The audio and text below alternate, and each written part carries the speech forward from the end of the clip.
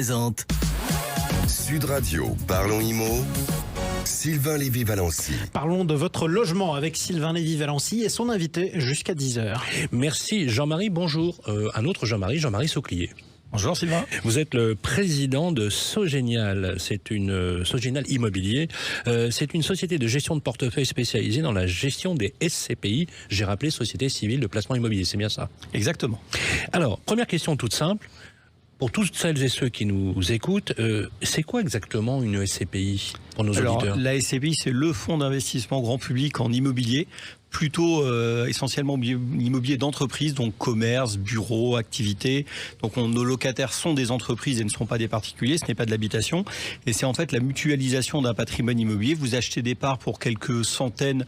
On commence vers 2000 €, on en parlera peut-être tout à l'heure, ou beaucoup plus. Et en fait, on met tout ça dans un espèce de pot commun. On achète un patrimoine immobilier conséquent et le plus conséquent possible. On perçoit des loyers et on va redistribuer les loyers tous les trimestres aux porteurs de parts sous forme de dividendes. Alors, on peut. Est-ce que ça, c'est un moyen de placement assez ingénieux finalement? Est-ce que c'est ça qu'on appelle la pierre papier? C'est exactement ça qu'on appelle la pierre papier. En fait, ce sont des petites parts de SCI quelque part. Alors, ce sont comme des SCI, mais qui sont régulés par l'autorité des marchés financiers, c'est-à-dire que l'AMF, l'autorité des marchés financiers, donne un visa, donc valide toute la documentation, contrôle le fonds, ce qui est une garantie pour le porteur de parts. Et en effet, on achète quelques parts dans ces fonds. On commence en général c'est entre 4 et 10 parts suivant le prix nominal, le prix de la part au début. Et après, ça peut être des montants beaucoup plus importants, mais on est un petit porteur dans un fonds qui peut avoir des milliers, voire des dizaines de milliers de porteurs, avec du coup une mutualisation, une division du risque qui est important, très élevé. Alors, vous avez rappelé l'AMF, c'est l'autorité des marchés financiers, qui vous autorise à faire appel à l'épargne, finalement, publique. C'est exactement ça, c'est la spécificité de ce fonds-là, c'est que on a... C'est une garantie? Oui, alors l'AMF ne garantit pas la qualité de la gestion, elle va pas garantir qu'on fasse bien les choses, mais elle va garantir que on a toute la réglementation, on respecte toutes les règles dans la gestion du fonds, qu'on est clair dans la documentation, que ce qu'on vous présente est vrai. Ça va être très important pour eux que le porteur de parts, que l'investisseur ait toute l'information quand il va signer pour devenir actionnaire, puisqu'on reste actionnaire pendant de nombreuses années en général. Alors c'est vraiment intéressant puisque c'est un bon moyen d'épargner, surtout quand on voit aujourd'hui les difficultés qu'on a pour la retraite, tout ce qu'on nous dit, qui rend un peu morose l'ambiance. Quel est le billet d'entrée pour on peut investir? C'est à la portée de toutes les bourses en moyenne, par exemple? C'est quasiment toutes les bourses. Il y a des SCPI qui commencent à un peu plus de 200 € avec une part. La moyenne, c'est 2000 €. Si je vais chez Sogénial, je peux trouver des petites parts. Alors nous, c'est en général à partir de 2000 € dans la plupart des SCPI, 2000, 2200, 2500. Il y en a, c'est un peu plus, mais vraiment la moyenne, c'est 2000 € minimum. Alors, vous avez parlé justement d'engagement sur une certaine durée. Est-ce qu'on peut dire que c'est un placement quoi? Moyen terme?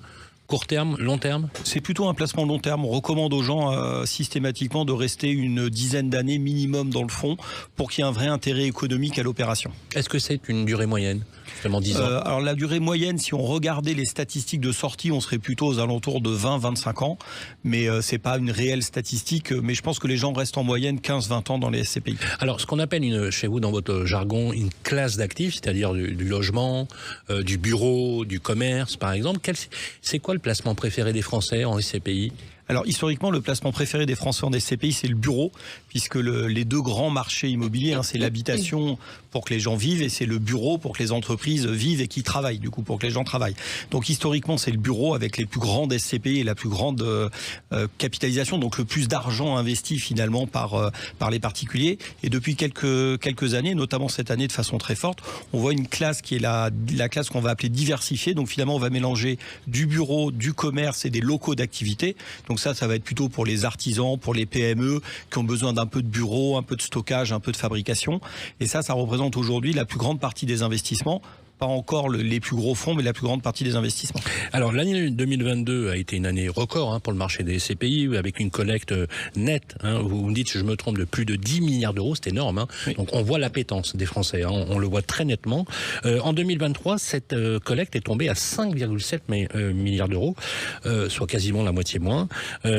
Forcément, donc les Français avaient moins à cause effectivement les taux, l'inflation, moins d'argent.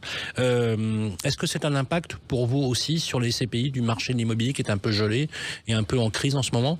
Est-ce que forcément, collatéralement, vous subissez les mêmes effets? Alors, on n'a pas forcément de problématique là-dessus. Alors, on en a sur une partie de SCPI qui ont des petits problèmes à arbitrer des actifs, qui ont des petits problèmes pour faire sortir des porteurs de parts à des moments, ce qui a grippé un petit peu le marché, on voit, et qui a entraîné la baisse de la collecte. Donc, c'est vrai qu'on a ce petit phénomène aujourd'hui de se dire que dans certains cas, c'est un peu plus compliqué de vendre. Alors, c'est pas que ce soit compliqué, c'est qu'en fait, les gens, comme les prix ont bougé, ont baissé, quand on achète un immeuble cher, et on est tous pareils, quand on achète un appartement, si on pense qu'il vaut 300 000 euros et qu'on nous en propose 230, on va pas le vendre. Et si le vrai prix c'est 250, on va même pas le vendre. Ben là, c'est un peu le même schéma. En fait, il y a eu une petite période comme ça où les gens se regardaient un petit peu en disant moi je veux pas vendre et puis moi je veux pas acheter quand même à 300 parce que je sais que c'est pas le vrai prix. Mais nous, en fait, on est aussi toute une génération de SCPI un peu plus jeunes qui sont très dynamiques, qui ont une très bonne collecte et qui finalement arrivons relativement bien à faire notre marché puisque les autres SCPI sont un peu moins présentes et les autres investisseurs sont un peu moins présents. À quoi vous vous attendez pour 2024 et est-ce que les SCPI continue d'avoir le vent en poupe comme placement préféré des Français? Alors, je pense que 2024 va être, en termes de collecte pour les SCPI, puisqu'on en parlait, une année qui va être encore un petit peu compliquée, plutôt à l'image de 2023. On attend tous, finalement, alors je vais être un peu technique, mais les gestes des banques centrales sur les taux, puisque les taux immobiliers, le rendement de l'immobilier, donc les prix de l'immobilier sont toujours très corrélés au prix de l'argent, puisqu'on beaucoup d'immobilier est financé. La plupart des personnes achètent leur logement avec un emprunt. C'est pareil dans l'immobilier d'entreprise, on achète avec un emprunt. Donc on est très attentif à ce sujet-là. Et après, sur les SCP, c'est vrai qu'il y en a qui collectent quand même toujours très bien. C'est-à-dire qu'on a vraiment un monde de les SCP un peu plus anciennes de bureaux qui ont moins de rendement, qui reversent moins d'argent aux porteurs de parts en pourcentage. Finalement, le taux moyen, c'était 4,52%. En 2023, mais c'est une fourchette très large de 3,5 de rémunération, à 8% de rémunération sur l'argent investi. C'est pas mal. C'est un bon placement. C'est un très bon placement. Il y a des SCP qui ont des rendements plutôt élevés et qui du coup vont avoir plus de facilité à collecter et s'annonce plutôt une belle année. Alors, on a pu le voir dans les nombreux médias, il y a eu des alertes notamment sur les problématiques de liquidité sur les SCPI. On fait des signes Non, juste parce qu'on parlait de 4,52, Oui. c'est net ou c'est brut? Est-ce qu'il y a des frais? Voilà. C'est important de le préciser. Alors c'est net, mais brut de fiscalité. C'est les deux. Voilà. D'accord. C'est net, mais avant impôt. Voilà, c'est donc un brut fiscal. Oui. Est-ce que ça répond à votre question? Oui, ça répond à votre question. Donc je vais continuer, mon cher Jean-Marie. On a pu le voir dans les nombreux médias, on parle de liquidité. Vous savez, les problématiques de liquidité, la prime est à la liquidité, vous le savez. Est-ce que les CPI ne sont-elles pas confrontées finalement à une équation difficile à résoudre entre effectivement des actifs qui sont des actifs tangibles, mais immobiles, c'est de l'immobilier forcément, avec la liquidité, ou est-ce que finalement c'est de la presse qui dévoile finalement des difficultés qui n'en sont pas réellement. Et notamment, ça fait allusion bien évidemment à la sécurité du placement. Alors, il faut partir du postulat et d'une chose, c'est que le produit, l'immobilier est pas liquide par définition, mais juridiquement, la SCPI n'est pas liquide. C'est-à-dire que vous n'avez pas le droit au rachat de vos parts à tout moment, comme vous pouvez l'avoir dans une SICAV ou comme vous allez l'avoir de fait sur des actions. Dans la SCPI, pour que vous puissiez sortir, il faut que quelqu'un veuille racheter des parts, veuille souscrire des parts nouvelles. Entrée-sortie, en fait. Voilà, c'est entrée-sortie. Quelqu'un veut sortir. Si quelqu'un rentre, il peut sortir. Si personne ne rentre, il peut pas sortir. Je prends un exemple. J'ai placé, je sais pas moi, l'équivalent de 10 ou 15 000 euros et j'ai besoin de cette liquidité. En combien de temps je peux espérer l'obtenir? Alors, ça va dépendre d'où vous êtes investi. Si vous êtes investi dans quelques SCPI, vous parliez de problèmes de liquidité, il y a des SCPI qui ont réévalué leur patrimoine. Comme toutes les SCPI, on a fait des évaluations de notre patrimoine au mois de juin. Il y en a qui sont aperçus que les patrimoines avaient beaucoup baissé, essentiellement des patrimoines de bureaux en région parisienne, en banlieue parisienne. Beaucoup de baisse, donc ils ont été obligés de baisser leur prix de part. Donc concrètement, les gens ont eu un petit vent de panique sur ces SCPI-là. Ils ont demandé à racheter leur part. Beaucoup d'institutionnels, de compagnies d'assurance, de banques qui avaient investi ont demandé le rachat des parts. Et du coup, ça a un peu grippé la machine parce qu'à la fois, c'était les premiers investisseurs, donc ils investissaient plus, ils demandaient le rachat. Et donc il y a quelques SCPI, quelques sociétés de gestion comme ça qui ont eu des problématiques. Mais à côté, il y a tout un tas de sociétés de gestion où il n'y a absolument aucun problème de liquidité. Si les gens veulent sortir, ils vont sortir en une quinzaine de jours.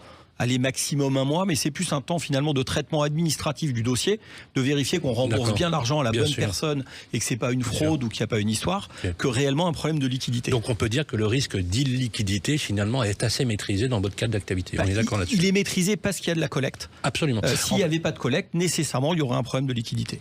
C'est très clair. Quelle est la performance qu'on peut espérer, à toutes celles et ceux qui nous écoutent? Est-ce que on continue à avoir un bon taux de rendement sur 2024? Quelles sont vos perspectives? Et éventuellement même, si je peux me permettre, est-ce que chez Sogénial, vous avez des perspectives à proposer? Alors je disais tout à l'heure que les taux de rendement moyens 2022-2023 c'était 4,52. Alors c'est le problème d'une statistique et d'une moyenne, c'est que ça cache une variété très large. Ça va de 3,5 à 8%. Alors plus que 8, on va dire plutôt 7%, parce que certains chiffres ne sont pas totalement calculés sur les vraies valeurs. Mais voilà, on a un arc qui va de 3,5 à 7%, du simple au double. Aujourd'hui, les fonds qui collectent le mieux sont évidemment ceux qui ont les meilleures perspectives. Je pense que ces fonds vont continuer à avoir des bonnes perspectives et des bonnes distributions. Donc je pense que le taux moyen va probablement rester un peu identique, voire remonter un petit peu l'an prochain. Mais surtout, l'intérêt, c'est que ceux qui sont dans les fonds qui ont des bonnes performances et ceux qui sont le plus souscrits aujourd'hui vont continuer à avoir des bonnes distributions. Typiquement chez Sogénial, on anticipe, on avait fait des fonds avec des rentabilités qui vont de 5% net d'impôts étrangers pour des fonds européens à des rentabilités de 6,2% pour des fonds investis, comme je disais, en diversifié tout à l'heure, donc commerce, bureau, activité en France. Et on va garder les mêmes perspectives de rendement pour cette année, voire même avec un petit espoir d'augmentation, puisque comme vous l'avez dit tout à l'heure et comme on l'a dit, les prix ont tendance à baisser en immobilier. C'est-à-dire que pour finalement le même argent investi, on gagne plus d'argent en termes de perception de loyer, donc de redistribution, et donc potentiellement ça va dans le temps nécessairement conduire à une petite remontée de la distribution des SCPI. On va pas passer à des chiffres très élevés dès demain, mais on va peut-être monter à 6,40 dans le temps et plus. Merci beaucoup Jean-Marie Souclier. Je rappelle qu'on peut trouver Sogénial sur Internet très facilement. Je rappelle que vous êtes le président de Sogénial. Merci encore d'être passé sur le plateau.